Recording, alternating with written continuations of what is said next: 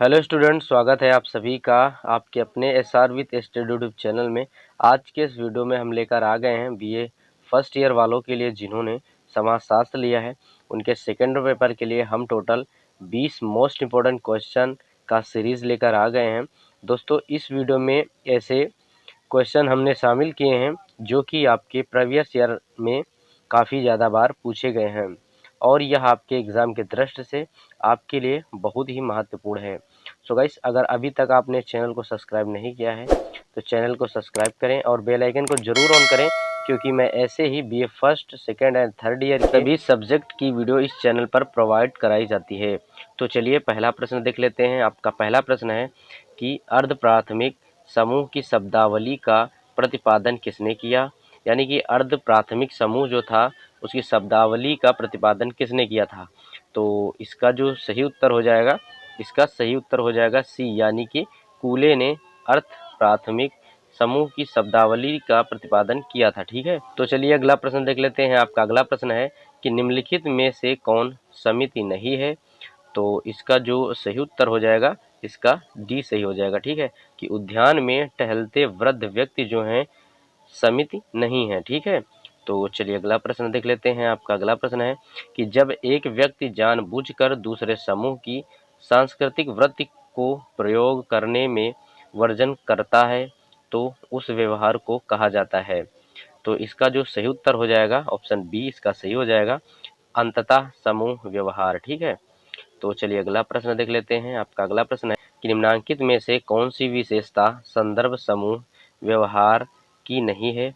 तो इसका जो सही उत्तर हो जाएगा, इसका जो सही उत्तर होगा वो डी होगा, यानी कि अभाव बोध की प्रवृत्ति। ठीक है, तो चलिए अगला प्रश्न देख लेते हैं। आपका अगला प्रश्न है कि जब कभी दो या दो से अधिक व्यक्ति एकत्रित होकर एक दूसरे पर प्रभाव डालते हैं तब वे एक समूह की रचना करते हैं। ठीक है, यह कथन किसका है। तो इसका जो सही उत्तर हो जाएगा कि यह कथन जो है आगबर्न और निम्नकाफ का है। ठीक है, तो चलिए अगला प्रश्न देख लेते हैं। आपका अगला प्रश्न है कि समाजशास्त्री मानदंड के अनुसार निम्नलिखित में से कौन सा उदाहरण समूह की रचना बताता है। तो इसका जो सही उत्तर हो जाएगा, यानी कि उदाहरण का जो समूह है वो कौन बताता है। तो इसका जो सही उत्तर है सी। ठीक है, ग्राम। तो चलिए अगला प्रश्न देख लेते हैं। आपका अगला प्रश्न है कि किस समूह से हम मान्यता, निष्ठा और सहायता की अपेक्षा करते हैं। तो इसका जो सही उत्तर हो जाएगा, ऑप्शन ए सही हो जाएगा, अंततः समूह।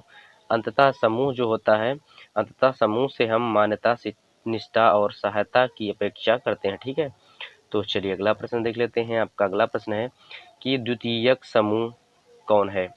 तो इसका जो सही उत्तर हो जाएगा, लक्ष्य अभिमुख होते हैं, कि द्वितीयक समूह जो होते हैं वह लक्ष्य अभिमुख होते हैं। ठीक है, तो चलिए अगला प्रश्न देख लेते हैं। आपका अगला प्रश्न है कि अपने समूह में अन्य कोई समूह जो व्यक्ति के व्यवहार को प्रभावित करता है वह समूह कहलाता है। तो इसका जो सही उत्तर हो जाएगा, ऑप्शन सी सही हो जाएगा, संदर्भ समूह। ठीक है, तो चलिए अगला प्रश्न देख लेते हैं। आपका अगला प्रश्न है कि निम्न में से किनसे मिलकर समुदाय बनता है। तो इसका जो सही उत्तर हो जाएगा, ऑप्शन बी सही हो जाएगा, कि इलाहाबाद में रहने वाले बंगाली ब्राह्मण, जो इलाहाबाद में रहने वाले बंगाली ब्राह्मण हैं उनसे मिलकर एक समुदाय बनता है। ठीक है, तो चलिए अगला प्रश्न देख लेते हैं। आपका अगला प्रश्न है कि समाज की विशेषता क्या है। तो समाज की विशेषता जो है वो है ऑप्शन नंबर डी, यानी कि इनमें से सभी।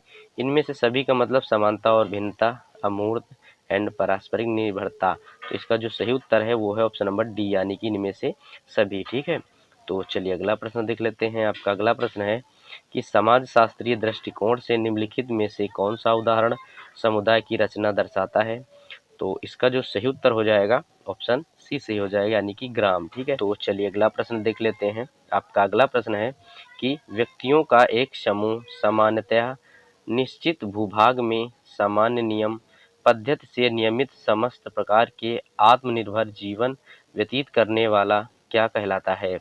तो इसका जो सही उत्तर हो जाएगा, ऑप्शन बी इसका सही हो जाएगा, यानी कि समुदाय कहलाता है। ठीक है, चलिए अगला प्रश्न देख लेते हैं। आपका अगला प्रश्न है निम्नलिखित में से कौन सा युग्मन सही नहीं है। तो इसका जो सही उत्तर हो जाएगा ऑप्शन डी सही हो जाएगा, यानी कि सकारात्मक एवं नकारात्मक समूह दुर्खिम। ठीक है, तो चलिए अगला प्रश्न देख लेते हैं। आपका अगला प्रश्न है कि निम्न में से कौन समाज की विशेषता नहीं होती है? तो इसका जो सही उत्तर हो जाएगा ऑप्शन डी इसका सही हो जाएगा, यानी कि विचार पूर्वक स्थापना। विचार पूर्वक स्थापना जो होती है वह समाज की विशेषता नहीं होती है। ठीक है, तो चलिए अगला प्रश्न देख लेते हैं। आपका अगला प्रश्न है कि समाजशास्त्री मानदंड के अपराध पर निम्नलिखित में से कौन सा उदाहरण समाज की रचना दर्शाता है? तो इसका जो सही उत्तर हो जाएगा उसका बी इसका सही हो जाएगा, सरल समाज। ठीक है, तो चलिए अगला प्रश्न देख लेते हैं। आपका अगला प्रश्न है कि समाजशास्त्री मानदंड के अनुसार निम्नलिखित में से कौन सा उदाहरण समूह की रचना दर्शाता है? तो इसका सही उत्तर हो जाएगा ऑप्शन ए, यानी कि विधवा संघ। ठीक है, चलिए अगला प्रश्न देख लेते हैं। आपका अगला प्रश्न है कि निम्नलिखित में से किस समूह से हम मान्यता, निष्ठा और सहायता की अपेक्षा रखते हैं? तो इसका सही उत्तर हो जाएगा ऑप्शन ए। ठीक है, अंततः समूह। तो गाइस उम्मीद करते हैं आपको वीडियो पसंद आई होगी। वीडियो पसंद आए तो वीडियो को लाइक करें। चैनल पर नए हैं तो प्लीज़ चैनल को जरूर सब्सक्राइब करें, क्योंकि मैं ऐसे ही एजुकेशन रिलेटेड चैनल पर वीडियो डेली अपलोड करता रहता हूँ। सो गाइस मिलते हैं नेक्स्ट वीडियो में, तब तक के लिए बाय, टेक केयर।